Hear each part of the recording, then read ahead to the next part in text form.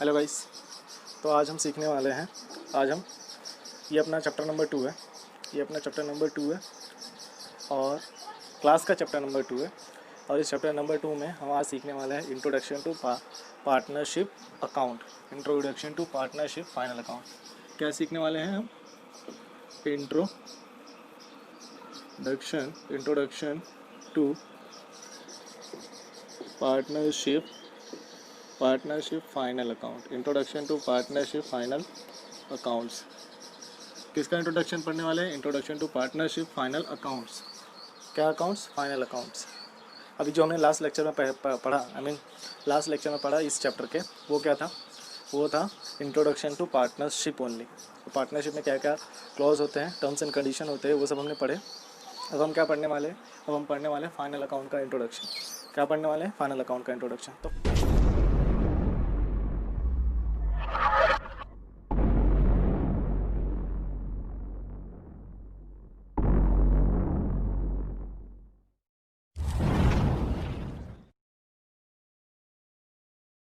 जब financial year का and होता है तब क्या प्रिपेयर होता है?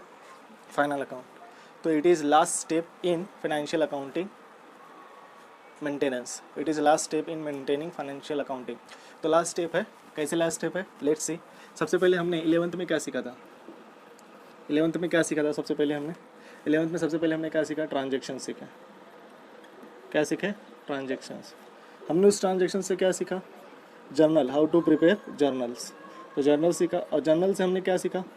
लेज़र। जर्नल से क्या सीखा हमने? लेजर्स। फिर लेजर से सीखा ट्रायल बैलेंस। ये भी हमने 11th में सीखा। लेजर से क्या सीखा? Trial balance. और इस ट्रायल बैलेंस से हमने 11th में एक फाइनल अकाउंट बनाया था। एक क्या बनाया था? फाइनल अकाउंट बनाया था। क्या बनाया था? Final account. और वो फाइनल अकाउंट्स क्या था? किसका फाइनल अकाउंट था? वो फाइनल था सोल ट्रेडिंग का। किसका फाइनल अकाउंट था? सोल ट्रेडिंग कंसर्न का। सोल ट्रेडिंग कंसर्न का फाइनल अकाउंट हमने सीखा था, बट ये 11th का पार्ट था। अब हम दूसरा क्या सीखने वाले हैं?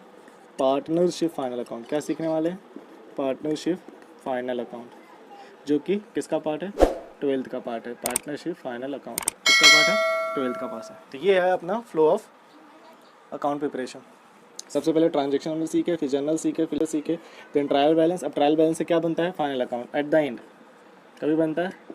At the end of accounting year. At the end of accounting year. At the end of accounting year क्या बनता है? Final account. फाइनल अकाउंट कभी बनता है? हर ईयर के एंड में। तो फाइनल अकाउंट होता क्या है? अभी हम वो पढ़ते हैं फाइनल अकाउंट होता क्या है। तो मीनिंग पढ़ते हैं किसका? फाइनल अकाउंट का। फाइनल अकाउंट का मीनिंग पढ़ते हैं। तो final accounts is prepared final account is prepared by any business. Final account is prepared by any business organization at the end of financial year to know its performance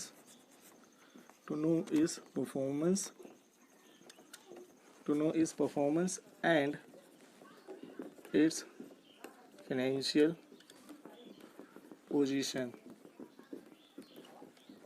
और final account में होता क्या है? Final account में basically 4 accounts prepare होते हैं, 3 accounts and 1 statement. Balance sheet is not an account. तो it comprises of the following. It मतलब क्या? Final account. Final account is comprises of following. देखो ध्यान से। फर्स्ट कौन सा है? फर्स्ट है trading account. Second one is profit and loss account. Third one is capital और करंट अकाउंट। तो करंट अकाउंट कब बनेगा? करंट अकाउंट तब बनेगा जब क्या होगा? फिक्स कैपिटल मेथड होगा सम।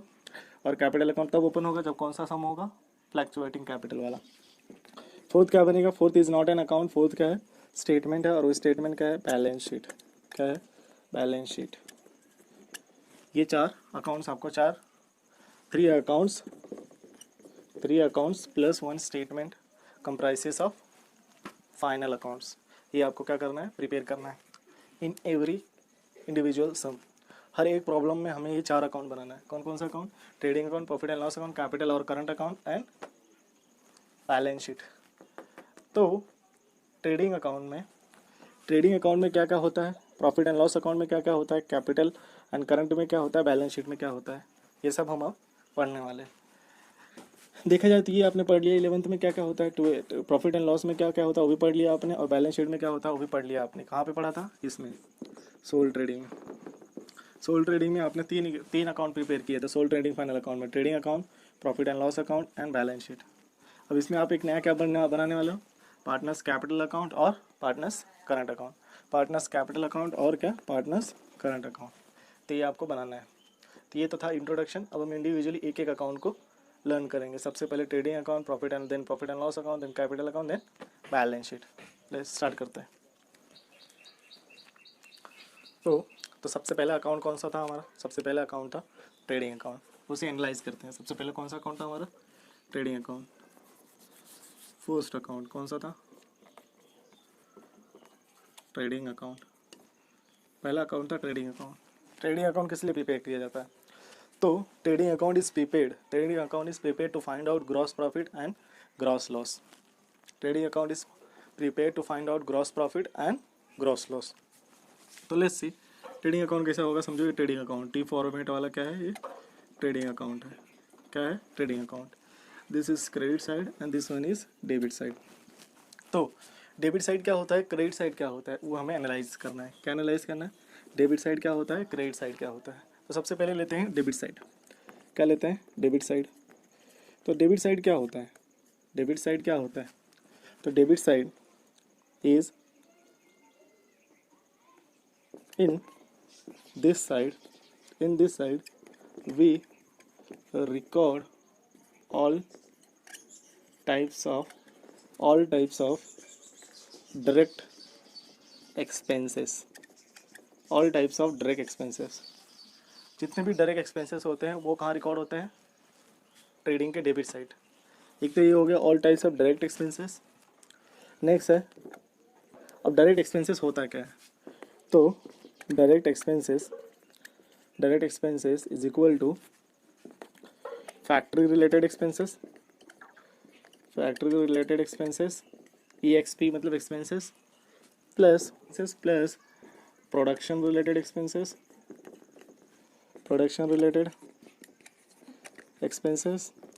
Plus manufacturing related expenses. These three expenses makes direct expenses. अब फैक्ट्री एक्सपेंसेस क्या होता है? जैसे फैक्ट्री रेंट हो गया, फैक्ट्री टैक्सेस हो गया, factory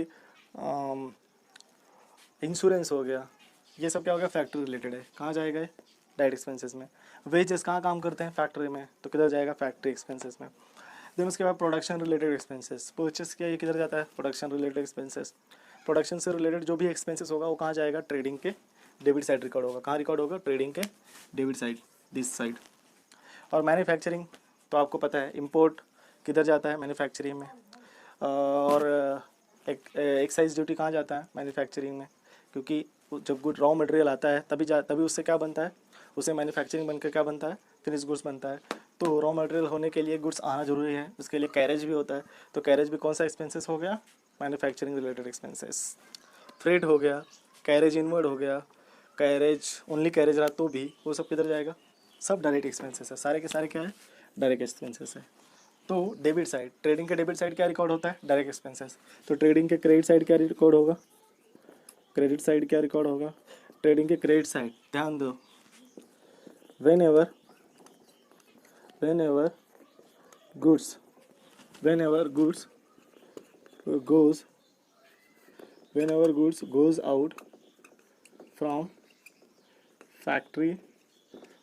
goods goes out from factory, it should be recorded on credit side of trading account, credit side of trading account. तो किसी भी रीजन की वजह से, किसी भी रीजन की वजह से अगर गुड्स, किसी भी रीजन की वजह से अगर गुड्स ट्रेडिंग अकाउंट से जा रहा है, कोई भी रीज़न हो, गुड्स अगर ट्रेडिंग अकाउंट से जा रहा है तो क्या हो जाएगा, वो ट्रेडिंग के क्रेडिट साइड रिकॉर्ड होगा। कहाँ रिकॉर्ड होगा, ट्रेडिंग के क्रेडिट साइड, दिस साइड, यहाँ पे रिकॉर्ड होगा ट्रेडिंग के क्रेडिट साइड। अब देखो किस किस रीजन की वजह से गुड्स बाहर जा सकता है। जैसे अगर समझ लो मैंने मैन्युफैक्चरिंग करने के बाद गुड्स को सेल किया तो कहाँ जाएगा, ऑब्वियस है सेल करने के बाद, सेल करने के लिए फैक्ट्री से बाहर निकालना होगा, तो फैक्ट्री से गोज आउट हो रहा है, ये वर्ड बहुत इंपॉर्टेंट है। फैक्ट्री से क्या हो रहा है, गोज आउट हो रहा है, और फैक्ट्री से गोज आउट होगा तो क्या होगा, क्रेडिट होगा। अब ऐसे बहुत सारे रीजन है। तो पहला रीजन था सेल, दूसरा रीजन था goods taken over by partners, partner goods लेके गए, फैक्ट्री से गए, ऑब्वियस है, तो क्या होने वाला है, क्रेडिट। दूसरा good destroyed by fire, goods जल गया तो भी क्या हो जाएगा, वो गुड्स जा रहा है फैक्ट्री से। Good destroyed by fire, good destroyed bye flood, goods destroyed by any what ever reason, कोई भी रीज़न की वजह से अगर गुड्स डिस्ट्रॉयड होता है तो कहाँ जाएगा, फैक्ट्री से निकल जाएगा। अगर गुड्स डैमेज हो गया, good stolen by theft, thief, अगर थेप ने गुड्स स्टॉलन कर लिया, चोरी हो गई गुड्स की, तो भी कहाँ से गया, फैक्ट्री से गुड्स गया। और जब भी फैक्ट्री से गुड्स जाएगा ट्रेडिंग अकाउंट की कौन सी साइड रिकॉर्ड होगा, क्रेडिट साइड। सबसे इंपॉर्टेंट चीज़ गुड डिस्ट्रीब्यूटेड है, सबसे इंपॉर्टेंट थिंग गुड डिस्ट्रीब्यूटेड है फ्री सिंपल, फ्री सिंपल में गुड्स जा रहा है तो कहीं कहाँ से जा रहा है, फैक्ट्री से गुड्स जा रहा है। और whenever goods goes out from factory it should be credited to the trading account. तो I hope I cleared my point, both the side, that is debit side and credit side, ये होता है trading account. अब इतना याद रखो, हम इसको किस लिए प्रिपेयर करते हैं, to find out gross profit that is GP and GL that is gross loss. किस लिए प्रिपेयर करते हैं, trading account is prepare to find out gross profit और ग्रॉस लॉस। अब ग्रॉस प्रॉफिट कब आएगा, तो ग्रॉस प्रॉफिट तब आएगा जब ये वाला क्या होगा, क्रेडिट साइड। ग्रॉस प्रॉफिट तब आएगा जब क्रेडिट साइड ज़्यादा होगा किससे, डेबिट साइड से। तो से इधर का 15,000 था और इधर का 10,000 था, तो ऑब्वियस है कौन सा साइड ज़्यादा है, हैवियर कौन सा साइड है, क्रेडिट साइड हैवियर है। तो क्रेडिट साइड हैवियर है तो डेबिट साइड क्या आ जाएगा, बैलेंसिंग आएगा, दैट इज़ कितने का, 5,000 का। This is to GP that is gross profit. वैसा ना वर्षा भी हो सकता है, वैसा ना वर्षा भी हो सकता है। ये हो जाएगा 20, ये हो जाएगा 20, ये 15 है तो इस साइड का आ जाएगा 5,000 का डिफरेंस, तो ये हो जाएगा बाय ग्रॉस लॉस। तो when ever debit side of the trading account is heavier तो क्या होगा, it should B gross loss. When credit side of the trading account is heavier it must be gross profit. तो ये होता है trading account. I hope I am clear my point. तो trading account में क्या क्या होता है वो देख लेते हैं, ट्रेडिंग अकाउंट में क्या क्या होता है बेसिकली वो देख लेते हैं। तो ट्रेडिंग अकाउंट के डेबिट साइड क्या होता है, मैं रीड कर रहा हूँ। तो ट्रेडिंग अकाउंट के डेबिट साइड है, पहला सबसे पहले to opening stock that is debit side. मैं कौन सा साइड का रीड कर रहा हूँ, डेबिट साइड का। तो सबसे पहले क्या है, टू ओपनिंग स्टॉक है, टू परचेस है, देन उसमें से लेस परचेस रिटर्न है, देन उसके बाद टू वेजेस है। ऑब्वियस है वेजेस किसको देते हैं, वर्कर्स। वर्कर कहाँ काम करता है, फैक्ट्री में। तो ये फैक्ट्री रिलेटेड एक्सपेंसेस मतलब कौन सा एक्सपेंसेस, डायरेक्ट एक्सपेंसेस। तो ये हो गया कौन सा, ट्रेडिंग के डेबिट साइड। देन उसके बाद है factory, to factory rent, rates, insurance and taxes, ये भी फैक्ट्री रिलेटेड है। To power, fuel and oil, ये भी फैक्ट्री रिलेटेड है। टू कोल, गैस, वाटर, ये भी फैक्ट्री में यूज़ होता है। टू रॉयल्टी, ये बहुत इंपॉर्टेंट है, रॉयल्टी 11th में मैंने पढ़ाया था ट्रेडिंग अकाउंट में, रॉयल्टी होता है क्या। Royalty is basically given on manufacturing, किस पे दिया जाता है, मैन्युफैक्चरिंग पे। जैसे कि फॉर एग्जांपल आपने मैं एवरी टाइम एक एग्जांपल लेता हूँ जो कि सबसे सीधा सीधा पड़ता है, वो है मूवी का एग्जांपल। कौन सी मूवी का एग्जांपल है, बागवान। आपने मूवी देखी होगी बागवान में, कि अमिताभ बच्चन एक बुक रिटर्न करता है, राइट करता है जिसको, देन उसको बाइंडिंग के लिए देता है। देन उसका फ्रेंड क्या करता है, उस बुक को क्या करता है, डिस्ट्रीब्यूट करवा देता है। डिस्ट्रीब्यूट करवाने के लिए उसे क्या मिलते हैं, पैसे मिलते हैं। जब वो बुक बिकने लगती है मार्केट में तो उसे पैसे मिलते हैं, किसको, मिस्टर अमिताभ को पैसे मिलते हैं। वो जो पैसे मिलते हैं that is called as royalty.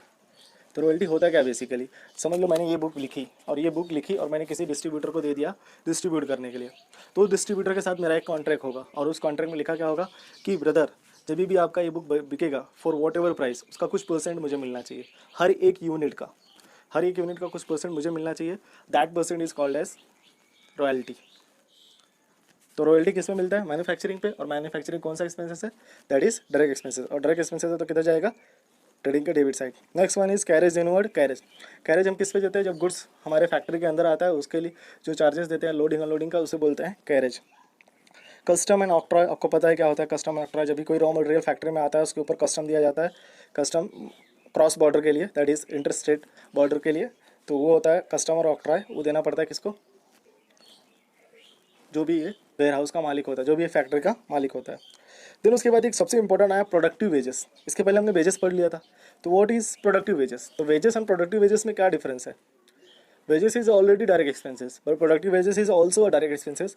Productive इसलिए लिखा है आपको कंफ्यूज करने के लिए। प्रोडक्टिव का मतलब होता है डायरेक्ट, प्रोडक्टिव का मतलब होता है डायरेक्ट, और अनप्रोडक्टिव का मतलब क्या हो जाता है, इनडायरेक्ट। तो अगर ये अनप्रोडक्टिव वेजेस रहता है यहाँ पे, तो वो कहाँ जाता, अनप्रोडक्टिव वेजेस रहता तो कहाँ जाता, तो वो जाता P&L अकाउंट में। तो फिलहाल हमें उसे डिस्कस नहीं करना है, हमें किसको डिस्कस करना है, प्रोडक्टिव वेजेस का।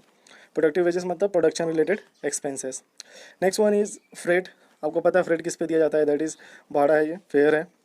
वर्क्स मैनेजर सैलरी, अगर ओनली सैलरी होता तो P&L में जाता, ये वर्क्स मैनेजर सैलरी है इसीलिए किधर जा रहा है, ट्रेडिंग के डेबिट में। Next one is import duty, but अगर ये एक्सपोर्ट ड्यूटी होता तो कहाँ जाता है, P&L में। फिर डॉक चार्जेस, डॉक चार्जेस कहाँ देता है, आपको पता है डॉक यार्ड में देना पड़ता है जब रॉ मटेरियल अपना आता है। Next one is motive power. Motive power is not, motive power is related to machine, motor car. तो जो मोटर से रिलेटेड है उसमें जो खर्चा आता है उसे बोलते हैं मोटिव पावर। ये भी फैक्ट्री रिलेटेड एक्सपेंसेस है, क्योंकि मोटर कहाँ होता है, मशीन कहाँ होती है, फैक्ट्री में होती है। Next one is heating and lighting. Heating and lighting भी कहाँ होता है, फैक्ट्री में होता है। Therefore it should be debited to the trading account. ये सब था debit side. Now credit side. Credit side क्या होता है, अभी मैंने बोला था, whenever goods goes out from factory it should be recorded on credit side of the trading account. देखते हैं किस किस रीजन की वजह से गुड्स जा रहा है। पहला है बाय सेल्स, सेल है, गुड्स जा रहा है इसलिए बाय सेल्स किया। उसमें से लेस रिटर्न किया, लेस रिटर्न, सेल्स रिटर्न या रिटर्न इनवर्ड। रिटर्न इनवर्ड मतलब सेल्स रिटर्न होता है, रिटर्न आउटवर्ड मतलब परचेस रिटर्न। आउटवर्ड मतलब बाहर जा रहा है, आउटवर्ड मतलब बाहर जा रहा है, तो बाहर जाने से पहले वो अंदर आया होगा। अंदर कब आया होगा, परचेस में, परचेस में अंदर आया, अब आउटवर्ड में बाहर जा रहा है, दैट इज परचेस रिटर्न। तो सेल्स रिटर्न क्या होता है, रिटर्न इनवर्ड। हमने सेल किया हुआ था, ऑलरेडी बाहर गया था, अब वो इनवर्ड आ रहा है अपने पास, मतलब क्या होगा, सेल्स रिटर्न होगा। तो सेल में से क्या कर देते हैं, सेल्स रिटर्न लेस कर देते हैं, देन जो भी आता है आउटर में लिखते हैं। नेक्स्ट वन क्या है, goods destroyed by fire. Good destroyed by fire, goods lost by fire comma theft. तो मतलब ये क्या हो गया, ये क्या हो गया, गुड्स गया for whatever reason.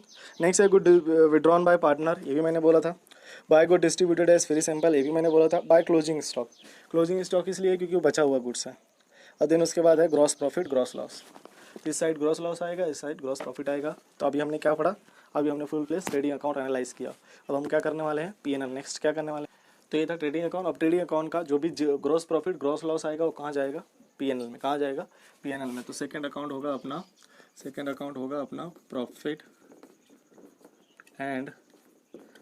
And loss account. Next account क्या होगा अपना, प्रॉफिट एंड लॉस अकाउंट। सबसे पहले रीजन बताते हैं कि प्रॉफिट एंड लॉस अकाउंट क्यों प्रिपेयर किया जाता है। तो profit and loss account is prepare to find out what, net profit and net loss. क्या, net profit that is NP और net loss that is NL। क्या क्या फाइंड आउट करने के लिए प्रिपेयर किया जाता है, नेट प्रॉफिट और नेट लॉस। नेट प्रॉफिट और नेट लॉस फाइंड आउट करने के लिए क्या प्रिपेयर किया जाता है, profit and loss account. Profit and loss account prepare किया जाता है। उससे पहले हमें ट्रेडिंग अकाउंट, ट्रेडिंग अकाउंट में हम किस लिए प्रिपेयर करते हैं, टू फाइंड आउट GP और GL, gross profit and gross loss. Then इसको कहाँ ट्रांसफर करते हैं हम, प्रॉफिट एंड लॉस में। कहाँ ट्रांसफर करते हैं, प्रॉफिट एंड लॉस में। अभी ट्रांसफरिंग कैसे होता है, ये जो net profit and gross loss और ग्रॉस प्रॉफिट कैसे ट्रांसफरिंग होता है, क्रॉस में होता है। कैसे होता है, क्रॉस में। तो अगर ग्रॉस लॉस आया है, देखो ध्यान से देखो, क्रॉस में है, ग्रॉस लॉस आया है तो P&L के डेबिट साइड जाएगा, और ग्रॉस प्रॉफिट आया तो P&L के क्रेडिट साइड जाएगा। तो कहाँ जाएगा, P&L के, ये समझो प्रॉफिट एंड लॉस अकाउंट है। This is debit side and this is credit side. तो अगर ये ग्रॉस लॉस आया तो P&L कौन सा साइड जाएगा, दिस साइड। तो यहाँ पे सबसे पहला क्या हो जाएगा, टू ग्रॉस लॉस। क्या लिखेंगे इधर, brought down, gross loss brought down. अगर ग्रॉस प्रॉफिट आया रहता है सामने तो ये किधर जाता है, P&L के क्रेडिट साइड। तो इधर क्या जाता है, by gross profit, by gross profit brought down, जो भी अमाउंट होगा इधर, जो भी अमाउंट होगा। तो ग्रॉस प्रॉफिट जाएगा P&L के क्रेडिट साइड, ग्रॉस लॉस जाएगा P&L के डेबिट साइड। अब आ जाते हैं P&L में। तो P&L किस लिए बनाया जाता है, to find out gross net profit and net loss. P&L किस लिए बनाया जाता है, to find out gross net loss and net profit and net loss. तो प्रॉफिट एंड लॉस जैसा कि कैसे किस लिए प्रिपेयर किया जाता है, to find out net profit and net loss. तो प्रॉफिट एंड लॉस के डेबिट साइड क्या क्या रिकॉर्ड करते हैं, क्रेडिट साइड क्या क्या रिकॉर्ड करते हैं, वो हमें अभी जानना है। तो सबसे पहले कौन सा लेते हैं, डेबिट साइड। सबसे पहले क्या लेते हैं, डेबिट साइड। याद रखना प्रॉफिट एंड लॉस अकाउंट के डेबिट साइड हम रिकॉर्ड करते हैं all expenses which is related to indirect expenses. वो सारे expenses which is of nature which is nature of indirect expenses, which is nature of indirect expenses. तो debit side क्या record करते हैं? तो डेबिट साइड हम रिकॉर्ड करते हैं किसके? पीएनएल के debit side all expenses which is nature of indirect expenses. अब इनडायरेक्ट एक्सपेंसेस में कौन कौन से एक्सपेंसेस आते हैं ध्यान से देखो, बहुत इंपॉर्टेंट है. इनडायरेक्ट एक्सपेंसेस में office and administration expenses, office and administration related expenses. Second one is selling and distribution related expenses. ये सारे expenses कहाँ जाते हैं? कौन से नेचर के होते हैं? दैट इज इनडायरेक्ट एक्सपेंसेस के नेचर के होते हैं. और ये सारे कहाँ जाते हैं? प्रॉफिट एंड लॉस अकाउंट के डेबिट साइड. अब वो कौन कौन से एक्सपेंसेस हैं? Let's see. वो है एक्सपेंसेस. तो वो एक्सपेंसेस है सैलरी ऑफिस से रिलेटेड है. देन उसके बाद अनप्रोडक्टिव वेजेस, जैसा कि मैंने ट्रेडिंग में पढ़ाया था, प्रोडक्टिव ट्रेडिंग में जाता है और अनप्रोडक्टिव वेजेस किधर जाएगा? पीएनएल में. पहले क्या है? सबसे पहले सैलरी ऑब्वियस है. कौन से किससे रिलेटेड है? ऑफिस से रिलेटेड है, इसलिए पीएनएल के debit side that is indirect nature का. नेक्स्ट क्या है? Unproductive wages. अभी मैंने बताया था प्रोडक्टिव वेजेस कहाँ जाएगा? ट्रेडिंग के डेबिट में. तो अनप्रोडक्टिव वेजेस कहाँ जाएगा? पीएनएल के डेबिट में, ऑब्वियस है. नेक्स्ट है office rent rate and taxes. नाम में ही ऑफिस है इसलिए ऑफिस रिलेटेड एक्सपेंसेस. नेक्स्ट है postage and Telegram. Next one is postage and Telegram. आपको पता ही है ऑफिशियल वर्क के लिए. पोस्टेज एंड टेलीग्राम किसके लिए? ऑफिशियल वर्क के लिए. पोस्टेज एंड टेलीग्राम किसके लिए? ऑफिशियल वर्क के लिए. नेक्स्ट है प्रिंटिंग एंड स्टेशनरी. ये भी ऑफिस में होता है इसलिए ऑफिशियल है. Office insurance. ट्रैवलिंग एक्सपेंसेस कहाँ जाएगा? सेलिंग एंड डिस्ट्रीब्यूशन में जाएगा. ट्रैवलिंग एक्सपेंसेस कहाँ जाएगा? सेलिंग एंड डिस्ट्रीब्यूशन में. कैरेज आउटवर्ड कहाँ जाएगा? अगेन किधर जाएगा? पीएनएल में. पीएनएल में कैरेज आउटवर्ड इसलिए जाएगा, कैरेज आउटवर्ड कब देते हैं? जब गुड्स फैक्ट्री से बाहर जाता है तो उस पर जो लोडिंग का चार्जेस देते हैं उसे बोलते हैं कैरेज आउटवर्ड. तो ऑब्वियस है गुड्स फैक्ट्री से बाहर कब जाता है? मैन्युफैक्चरिंग होने के बाद. तो ऑब्वियस है. तो एक माइंड में इतना याद रखो, रॉ मटेरियल से फिनिश गुड्स बनने तक जितना खर्चा होता है, रॉ मटेरियल से फिनिश गुड्स, एक कच्चे माल से पक्का माल बनने तक जितना खर्चा होता है उसे बोलते हैं डायरेक्ट एक्सपेंसेस. उसे क्या बोलते हैं? Direct expenses. और वो डेबिट कहाँ होना चाहिए? ट्रेडिंग के डेबिट साइड. और रॉ मटेरियल फिनिश गुड्स बनने के बाद और उसको सेल पॉइंट तक, फिनिश गुड्स बनने के बाद और सेल पॉइंट तक, फाइनल यूजर तक पहुँचने तक जितना खर्चा होता है उस गुड्स पे, उस प्रोडक्ट पे, उसे बोलते हैं इनडायरेक्ट एक्सपेंसेस. और वो इनडायरेक्ट एक्सपेंसेस ये है office and administration related expenses और selling and distribution related expenses. तो उसमें अब क्या क्या आता है? कैरेज आउटवर्ड है, लॉस बाय फायर है, डेप्रिसिएशन है, एडवर्टीजमेंट है, ऑब्वियस है सेलिंग एंड डिस्ट्रीब्यूशन. एडवर्टीजमेंट से क्या होता है? सेल इंक्रीज होता है, तो सेलिंग एंड डिस्ट्रीब्यूशन में आ गया. देन उसके बाद हो गया बैड डेट्स से लॉस हो गया, ये भी एक तरह का लॉस है, इनडायरेक्ट लॉस है. देन उसके बाद कमीशन है, किसको देना पड़ता है? एजेंट को देना पड़ता है, सेलिंग एंड डिस्ट्रीब्यूशन में आ गया. इंटरेस्ट आ गया, किस में आ गया? ऑफिशियल में. देन उसके बाद loss on sale of asset, to professional charges, to bank charges, to export duties. Import duties होता है तो ट्रेडिंग में जाता है, एक्सपोर्ट ड्यूटीज है इसलिए किधर जा रहा है? पीएनएल में. तो एक्सपोर्ट ड्यूटी कब पे करते हैं? जब गुड्स प्रिपेयर होने के बाद जाता है सेल के लिए. फिर उसके बाद क्या है? उसके बाद है ऑडिट फीस है, पैकिंग चार्जेस है, वेयर हाउस रेंट. सबसे इंपॉर्टेंट क्या है? Warehouse rent. Product warehouse में कब जाता है? जब फिनिश गुड्स हो रेडी हो जाता है. जो प्रोडक्ट रेडी टू सेल हो जाता है तब जाके स्टोरेज के लिए कहाँ जाता है? वेयर हाउस में. और जब प्रोडक्ट रेडी टू सेल हो गया और उसके बाद जो खर्चा होगा वो कहाँ जाएगा? कौन से नेचर का होता है? इनडायरेक्ट नेचर का.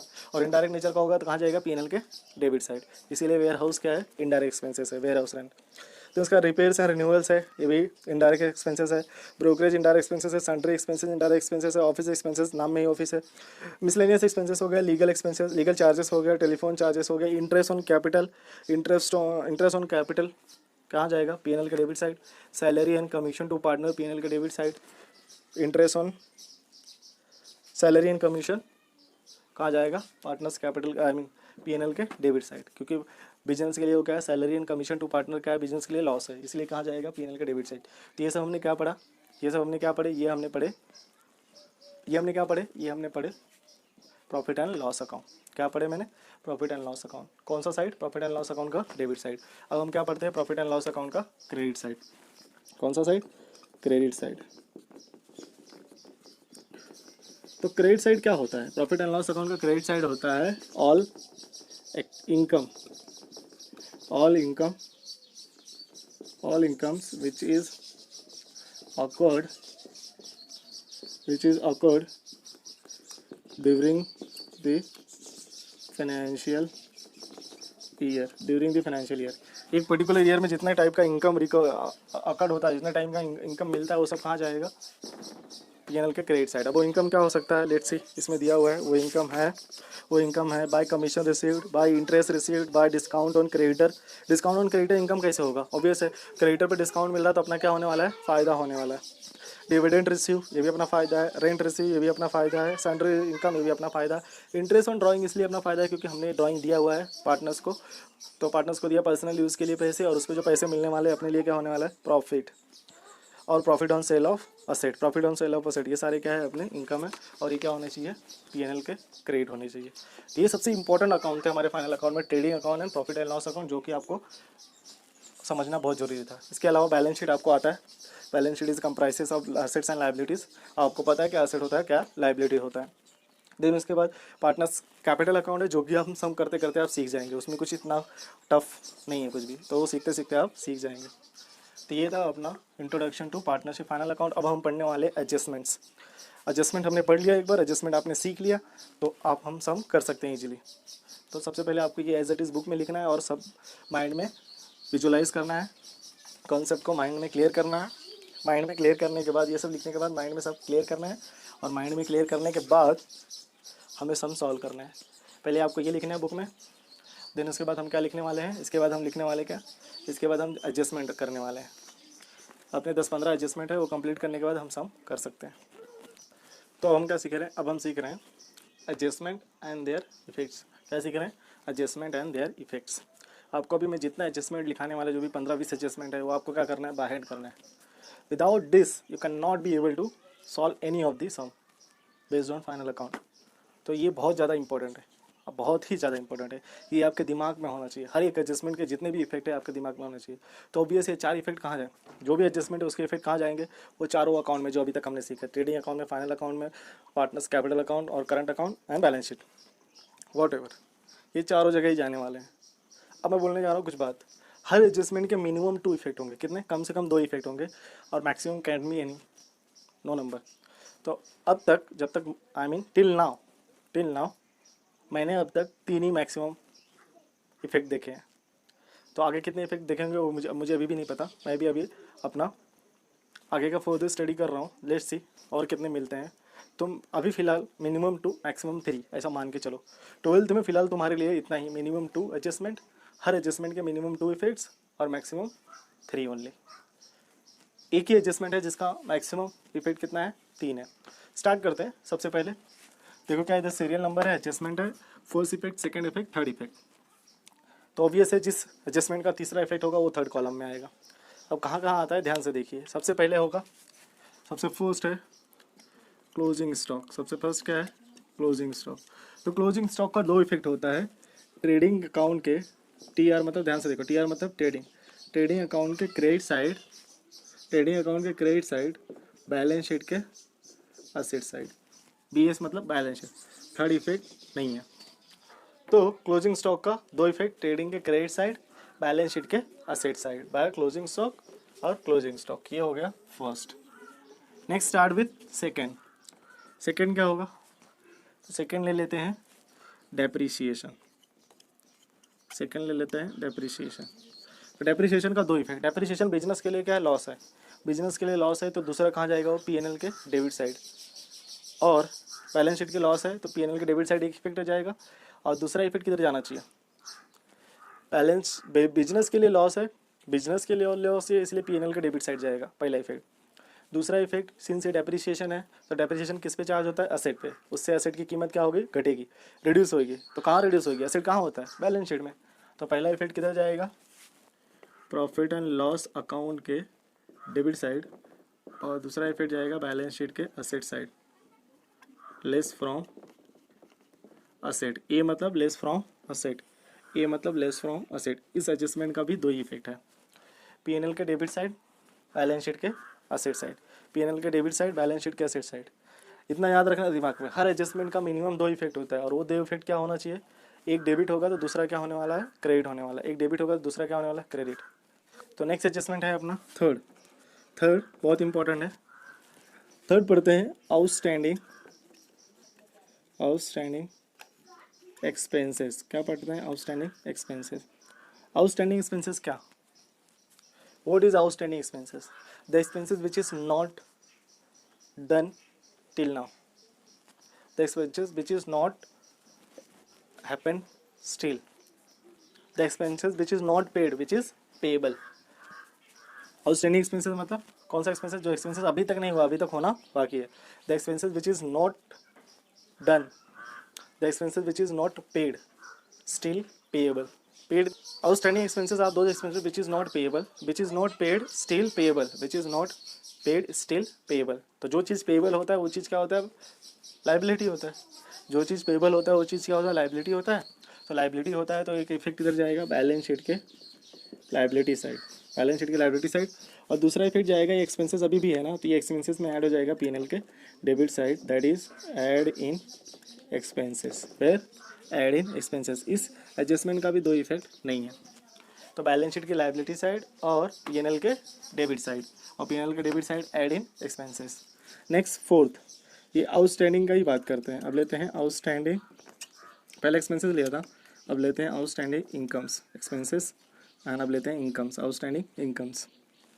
आउटस्टैंडिंग इनकम्स क्या है, outstanding income are those income which is not received, which is receivable, which is not received still receivable, मतलब अभी तक मिला नहीं है, मिलने वाला है। और जो चीज़ मिलने वाला होता है वो बिजनेस के लिए क्या होता है, असेट है। मैं 11 से बोलता आ रहा हूँ, जो चीज़ मिलने वाला है अपने को वो बिजनेस के लिए क्या है, असेट है। तो दूसरा इफेक्ट किधर जाएगा, बैलेंस शीट के असेट साइड। पहला इफेक्ट क्या होगा, सिंस ये मिलने वाला है तो किधर जाएगा, पीएनएल के क्रेडिट साइड। कहाँ, ये भी क्या होगा, add in incomes, add in incomes. ये हो गया अपना चौथा एडजस्टमेंट। नेक्स्ट फिफ्थ एडजस्टमेंट क्या है, फिफ्थ एडजस्टमेंट, अब हम आउटस्टैंडिंग के बारे में बात किया था ना, आउटस्टैंडिंग और पेएबल। आउटस्टैंडिंग का मतलब क्या होता है, पेएबल, आउटस्टैंडिंग और पेएबल, आउटस्टैंडिंग और पेएबल। सॉरी, यहाँ पे पेएबल नहीं होगा, सिंस ये इनकम है तो ये क्या हो जाएगा, रिसीवेबल। ये इनकम है तो क्या हो जाएगा, रिसीवेबल। नेक्स्ट पढ़ते हैं, नेक्स्ट अपना होगा फिफ्थ वाला। अब आउटस्टैंडिंग हो गया तो अब हम क्या करने वाले हैं, प्री पेड करने वाले हैं। क्या पढ़ने वाले हैं, prepaid slash advance, prepaid slash advance. तो सबसे पहले क्या लेते हैं, प्रीपेड एक्सपेंसेस लेते हैं। क्या लेते हैं, prepaid expenses. What is prepaid expenses, आपने पढ़ा है, इसका भी तीसरा एडजस्टमेंट, तीसरा इफेक्ट नहीं है। प्रीपेड एक्सपेंसेस क्या होता है, prepaid expenses those expenses which you done in advance, वो expenses which are you paid in advance, the expenses which are happen in advance, वो एक्सपेंसेस जो ऑलरेडी हो चुके हैं। तो एडवांस में तुमने जो एक्सपेंसेस किया तो वो आपके लिए क्या होता है, असेट होता है, फ्यूचर में उसे देने की ज़रूरत नहीं है। जैसे कि समझो मैं एम्प्लॉयर हूँ, मैंने अपने एम्प्लॉय को, मैं एम्प्लॉयर बॉस हूँ, मैंने अपने एम्प्लॉय को, अभी कौन सा मंथ चला, अगस्त चल रहा है, मैंने अगस्त प्लस सितंबर का सैलरी एक साथ दे दिया। तो for my point of view मैंने क्या दे दिया, एडवांस दे दिया। क्या दे दिया, एडवांस प्रीपेड एक्सपेंसेस दे दिया ना, तो एक्सपेंसेस है तो एडवांस इसलिए बैलेंस शीट के असेट साइड इसलिए जाएगा क्योंकि वो एडवांस मैंने दिया, और एडवांस का मतलब होता है कि आप उसे कभी भी मंगवा सकते हो। जो चीज़ तुम्हें वापस मिल सकती है वो तुम्हारे लिए क्या होता है, असेट होता है। तो इसलिए बैलेंस शीट के असेट साइड। और दूसरा इफेक्ट क्या जाएगा, प्रॉफिट एंड लॉस के debit side, profit and loss के डेबिट साइड एक्सपेंसेस में से क्या कर देंगे, लेस फ्रॉम एक्सपेंसेस, EXP मतलब लेस फ्रॉम एक्सपेंसेस। तो हमें क्या करना है, एक्सपेंस में से लेस करना है, क्योंकि ये एडवांस है ना, इस साल का नहीं है, नेक्स्ट ईयर का है। तो नेक्स्ट ईयर का ऑब्वियसली वो क्या होना चाहिए, लेस होना चाहिए। सारे एक्सपेंसेस हमें करंट ईयर का करना है, नेक्स्ट ईयर का है, इसलिए वो क्या हो गया, असेट हो गया। नेक्स्ट सिक्स वन करते हैं। तो 6.1 होगा, प्रीपेड नहीं होगा, क्या होगा, प्री रिसीव्ड होगा। प्रीपेड नहीं होगा, क्या होगा, प्री रिसीव्ड या एडवांस बोल सकते हैं इसको भी, pre received this time income कभी भी पेड नहीं होता ना, इसलिए प्रीपेड इसलिए बोला क्योंकि वो एक्सपेंसेस था। ये प्री रिसीव्ड है, रिसीव्ड पेड, पेड एक्सपेंसेस होता है, रिसीव इनकम होता है, इसलिए क्या हो गया pre received. Pre received incomes, ध्यान से देखो प्री रिसीव्ड इनकम, तो हम क्या कर रहे हैं sixth one that is pre received in advance, pre received और एडवांस इनकम्स। एडवांस इनकम सोचो, मेरी तरफ से सोचो मैं कोई एम्प्लॉय हूँ, मैंने 2 महीने का पहले ही सैलरी ले लिया, तो मेरे पास क्या हो गया बोझ हो गया ना, ऑब्वियस है बोझ हो गया 2 महीने का। अब मेरे पास क्या होगा बोझ हो गया, जब तक मैं उस एडवांस के अगेंस्ट अपनी रिस्पॉन्सिबिलिटी कवर नहीं करता या अपनी ड्यूटीज़ पूरा नहीं करता, तब तक वो मेरे ऊपर क्या रहेगा बोझ रहेगा। तो जो चीज़ मेरे ऊपर बोझ होता है वो मेरे लिए क्या होता है लायबिलिटी होता है, जो चीज़ मेरे लिए बोझ होता है वो मेरे लिए क्या होता है लायबिलिटी होता है। तो प्री रिसीव्ड एडवांस इनकम क्या होता है बैलेंस शीट के लायबिलिटी साइड, और दूसरा जाएगा प्रॉफिट एंड लॉस के क्रेडिट साइड। क्रेडिट साइड क्यों जाएगा, क्योंकि इनकम कहाँ होता है पीएनएल के क्रेडिट साइड ही होता है सारे इनकम्स, अभी मैंने पढ़ाया था सारे इनकम्स कहाँ होते हैं पीएनएल के क्रेडिट साइड। तो उसमें से हमें क्या करना है लेस करना है, क्या करना है less from incomes, less from incomes, income में से क्या करना है हमें लेस करना है। इसका भी कोई तीसरा इफेक्ट नहीं है। तो आज अब तक हमने कितने सीखे 6। अगर आपने नोटिस किया होगा इसमें कुछ कॉमन चीज़ें हैं, वो मैं आपको बताता हूँ। जितने भी आउटस्टैंडिंग वाले हैं, ये आउटस्टैंडिंग वाले वो क्या होने वाले हैं ऐड हो रहे हैं, ध्यान से देखो, चाहे वो एक्सपेंसेस हो चाहे वो इनकम हो, चाहे वो एक्सपेंसेस हो चाहे वो इनकम हो, क्या हो रहे हैं ऐड हो रहे हैं पीएनएल में। ध्यान से देखो पीएनएल में क्या हो रहा है add in expenses add in income. और जितने भी प्री पेड और प्री रिसीव्ड हैं वो क्या हो रहा है लेस हो रहा है, क्या हो रहा है लेस हो रहा है, ये भी लेस हो रहा है, ये भी लेस हो रहा है। बस खाली दूसरा इफेक्ट किधर हो रहा है चेंज हो रहा है, दूसरा इफेक्ट किधर हो रहा है चेंज हो रहा है। सॉरी ये लॉस डेबिट साइड नहीं जाएगा, ये क्रेडिट साइड जाएगा, आई एम सॉरी, क्योंकि आउटस्टैंडिंग इनकम कौन सा साइड होता है क्रेडिट साइड होता है। तो पीएनएल के क्रेडिट साइड और इनकम में क्या करेंगे ऐड आउटस्टैंडिंग। तो ये था आपका 6वां एडजस्टमेंट। अब बात करते हैं हम 7वें की, 7वां लेते हैं 7th वन। तो 7वां हो जाएगा आपका बैड डेट्स या ऐसा बोल सकता हूँ न्यू बैड डेट्स। अब ये न्यू बैड डेट्स कैसे आया वो मैं बात बताता हूँ। New bad debts on debtors, new bad debts on debtor. Obvious है बैड डेट्स किस पे होता है डेटर पे होता है। तो डेटर कहाँ होता है बैड डेट्स कहाँ होगा डेटर। बैड डेट्स मतलब डूब जाना, ऑब्वियस है जो चीज़ डूब गया वो हो जाएगा बैड डेट्स, और जो चीज़ डूब गया हो गया लॉस, और लॉस हो गया तो कहाँ जाएगा पीएनएल के डेबिट साइड। ये इफेक्ट मिल गया पीएनएल के डेबिट साइड। दूसरा इफेक्ट बैड डेट्स किस पे हो रहा है डेटर पे हो रहा है, और डेटर कहाँ होता है असेट साइड। तो एक इफेक्ट हो जाएगा बैलेंस शीट के असेट साइड एंड दूसरा इफेक्ट हो जाएगा पीएनएल के डेबिट साइड, पीएनएल के डेबिट साइड। और अच्छा बैलेंस शीट के असेट साइड कहाँ जाएगा लेस फ्रॉम डेटर्स, डीआरएस मतलब लेस फ्रॉम डेटर्स। इसका भी तीसरा इफेक्ट नहीं है। तो ये था अपना 7वां। अब करते हैं 8वां देखो goods withdrawn bye partners, goods withdrawn by partner. अच्छा जो भी गुड्स विड्रॉन होता है वो क्या होता है पार्टनर लेके जाता है, और गुड्स विड्रॉन बाय पार्टनर क्या होता है ड्राइंग्स होता है। क्या होता है drawings. Good withdrawn by partner क्या होता है ड्राइंग्स होता है। अच्छा कोई पार्टनर गुड्स लेके जा रहा है तो गुड्स कहाँ से जाएगा, हिंट है आपके लिए, कहाँ से जाएगा गुड्स, अभी मैंने पढ़ाया था गुड्स कहाँ से जाएगा। Whenever goods goes out from factory it should be credited to which account that is trading account. तो ट्रेडिंग अकाउंट में क्या होता है वो क्रेडिट होगा। तो पहला इफेक्ट मिल गया, कहाँ जाएगा ट्रेडिंग अकाउंट के क्रेडिट साइड। क्या लिखेंगे by goods withdrawn by partner. और दूसरा सिंस ये ड्राइंग है तो कहाँ जाएगा पार्टनर्स कैपिटल अकाउंट के debit side, partners capital account के डेबिट साइड। कहाँ जाएगा पार्टनर्स कैपिटल अकाउंट के डेबिट साइड। ये था आपका 8वां। अब करते हैं 9th one.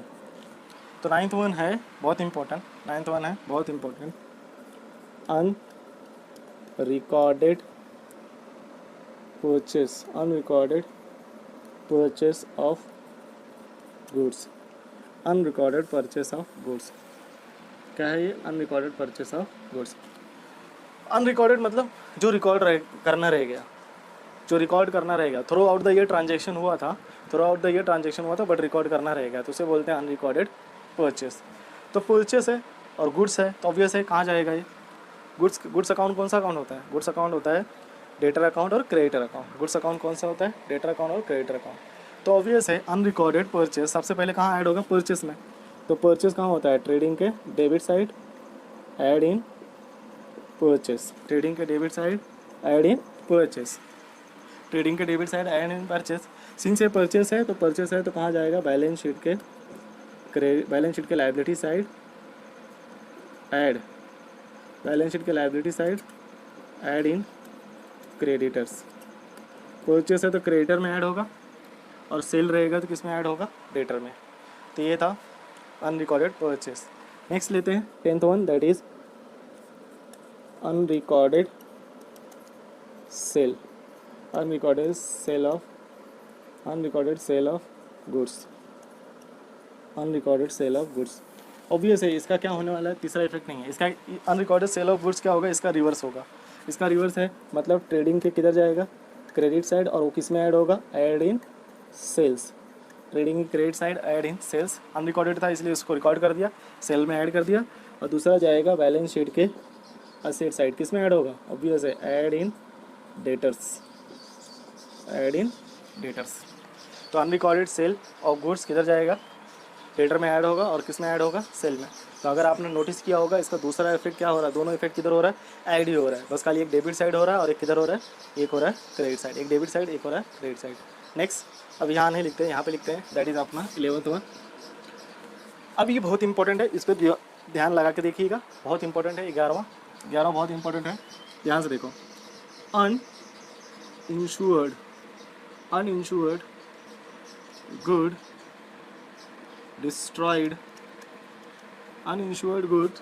destroyed by fire / theft / flood। uninsured goods destroyed by fire, destroyed by theft और destroyed by flood। याद रखना कौन सा गुड्स है? अनइंश्योर्ड है, जिसका इंश्योरेंस नहीं निकाला था। और जिस गुड्स का इंश्योरेंस नहीं निकाला था, अगर जल गया तो जल गया, बच गया तो बच गया। अब ध्यान से देखो, इंश्योरेंस वाला गुड्स नहीं था, अनइंश्योर्ड गुड्स था, बिना इंश्योरेंस किया हुआ गुड्स था, और वो जल गया, और वो क्या गया? डूब गया पानी में, और वो क्या हो गया? गुम गया, कोई चुरा लेके गया किसी भी रीजन की वजह से। गुड्स तो जा रहा है फैक्ट्री से, और whenever goods goes out from factory, एक इफेक्ट किधर जाएगा? ट्रेडिंग के क्रेडिट साइड।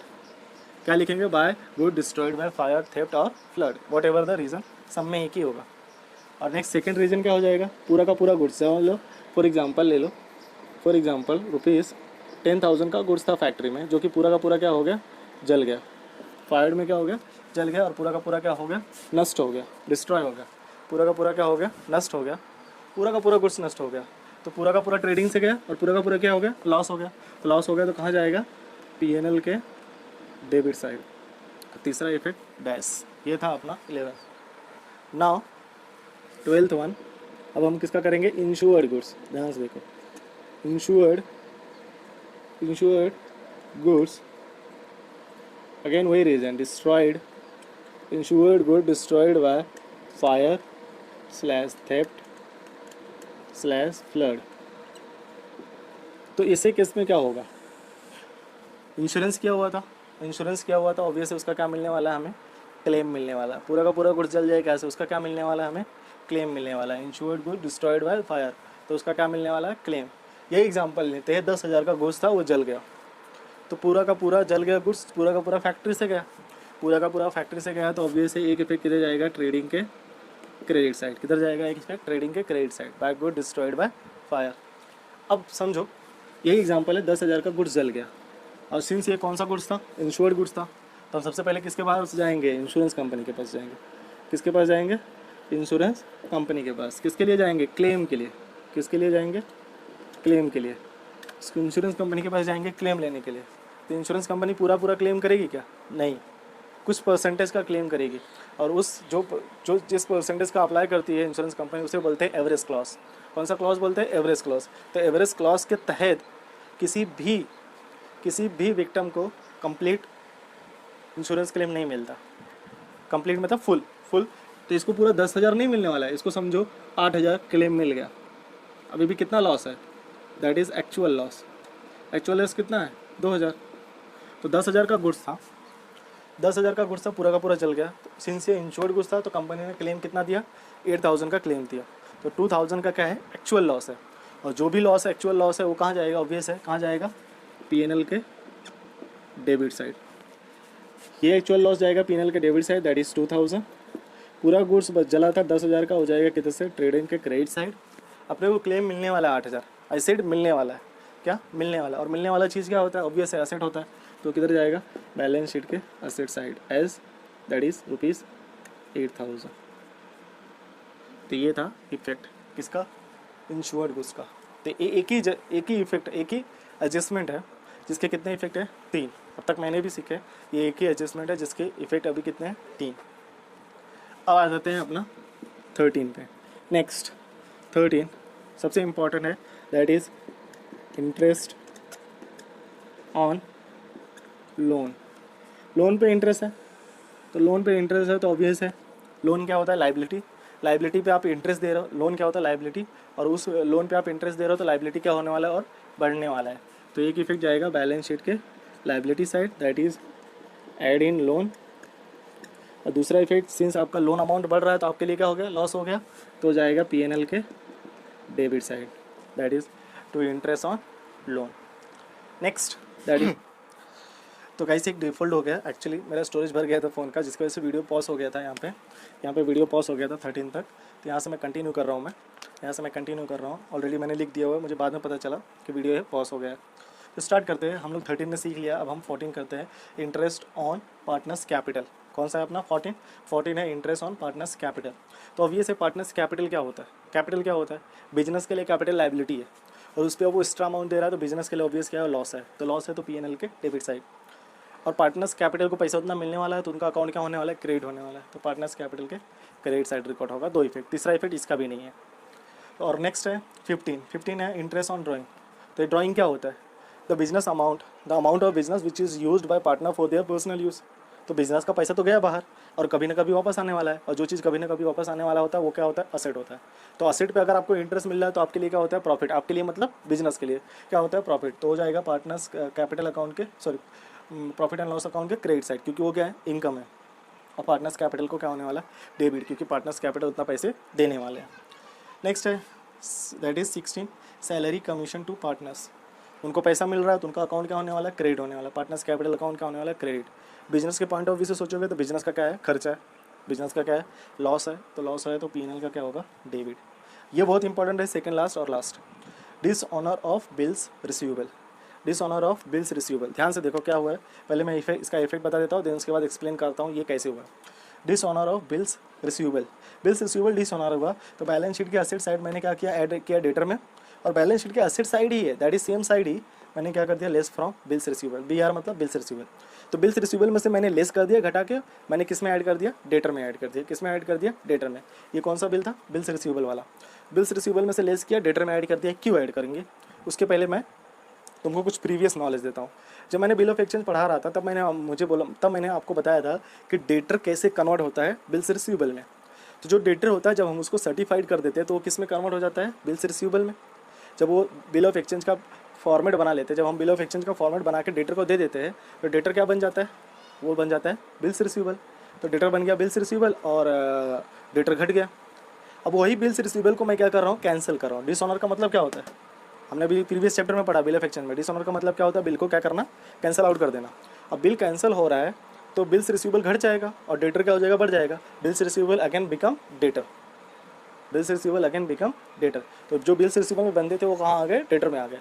तो वही डेटर में ऐड कर दिया और किस में लेस कर दिया, बिल्स रिसीवेबल में। एज यूजुअल वाइस एंड वर्सा किस में हो जाएगा, बिल्स पेबल में। तो बिल्स पेबल में add in creditor, that is balance sheet के लायबिलिटी साइड, और दूसरा जाएगा less from bills payable, that is balance sheet के लायबिलिटी साइड। दोनों एक ही साइड इफेक्ट होगा। और इसका एक और चीज़ बता दे रहा हूँ जो कि इंटरेस्टिंग है, एग्जाम में अगर आपने ये एंट्री का इफेक्ट, ये एडजस्टमेंट का 2 इफेक्ट देना भूल गए तो भी आपका बैलेंस शीट टैली होगा, वो भी एग्जैक्ट अमाउंट से टैली होगा। क्यों टैली होगा उसका रीज़न बताता हूँ। इसका रीज़न ये है कि बैलेंस शीट के एसेट साइड हम दोनों इफेक्ट कर रहे हैं, बैलेंस शीट के एक ही साइड हम दोनों इफेक्ट कर रहे हैं। एक में ऐड कर रहे हैं तो एक में लेस कर रहे हैं, एक में सब्ट्रैक्ट कर रहे हैं, एक में ऐड कर रहे हैं। तो ऑब्वियस है फाइनल अमाउंट में कोई इफेक्ट पड़ेगा नहीं, पड़ने वाला है। वैसे इसमें भी होगा, इसमें हम दोनों इफेक्ट कहाँ कर रहे हैं, बैलेंस शीट के लायबिलिटी साइड। तो फाइनल अकाउंट में, फाइनल अमाउंट में कोई फर्क नहीं पड़ने वाला है। तो इस एडजस्टमेंट बट आपको करना ही अनिवार्य है। जिसको 100 आउट ऑफ 100 मार्क्स स्कोर करना है उसको करना एकदम अनिवार्य है, कंपलसरी है। क्यों करना कंपलसरी है, क्योंकि एग्जामिनर को क्या देखेगा, एग्जामिनर आपका पोटेंशियल देखेगा, आपका इंटेलिजेंस नहीं देखने वाला है। तो ये था आपका एडजस्टमेंट, ये सारे एडजस्टमेंट आपको बाय हेड करना है।